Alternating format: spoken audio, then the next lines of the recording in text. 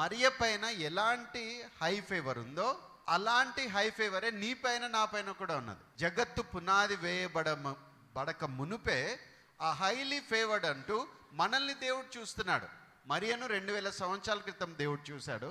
2000 సంవత్సరాల తర్వాత మనల్ని కూడా చూస్తున్నాడు. ఆమెకి ఎలాంటి ఫేవర్ ఇచ్చాడో మనకు అలాంటి ఫేవర్ ఇస్తున్నాడు. మరి ఆ ఫేవర్ ఎప్పుడు స్టార్ట్ అయింది? కేవలం 2000 సంవత్సరాల క్రితము మరియకు చెప్తున్నప్పుడు స్టార్ట్ అయింది కాదు. అది జగత్తు పునాది వేయబడక ముందే you are highly favoured. Hallelujah. అత్యధికమైన కృపను మనం పొందామంటే grace is nothing but Jesus Christ. Grace is not a word. Grace is not a thing. Grace is not a process, but grace is a person, and that person is Jesus Christ. Hallelujah. మరి మరియ పైన కృప చూపించిన దేవుడే నీ పైన నా పైన కృప చూపించి ఆ కృప ద్వారా ఆమె మరి గర్భము ధరించి కుమారుని కనింది. ఆ కృప ద్వారా మనము యేసుక్రీస్తుని నమ్మి ఆయన కుమారులుగా మార్చబడ్డాం. Hallelujah. We are highly favoured. కృప ద్వారా ఆమె కుమారుని కనింది, యేసయ్యని. కృప ద్వారా మనము యేసయ్య యొక్క కుమారులుగా మార్చబడ్డాం. హల్లెలూయా.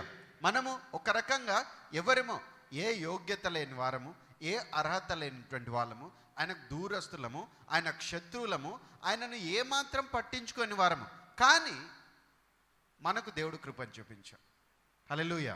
మరియ అన్న కన్యక, ఒక యూదురాలు, మరి ఒక సిద్ధపాటు కలిగినటువంటి మరి ఒక పరిశుద్ధురాలు.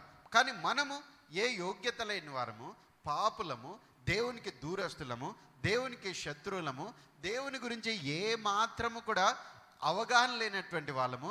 మనము మరి కరెక్ట్గా చెప్పాలంటే ఒక డార్క్లో ఉన్నటువంటి వాళ్ళము, నిబంధనతో సంబంధం లేని వాళ్ళం. హల్లెలూయా.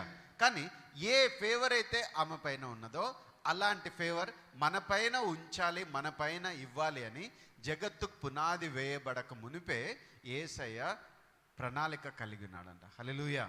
అర్థమవుతుందా ఆయన యొక్క ప్రేమ? అర్థమవుతుందా ఆయన ఫేవర్?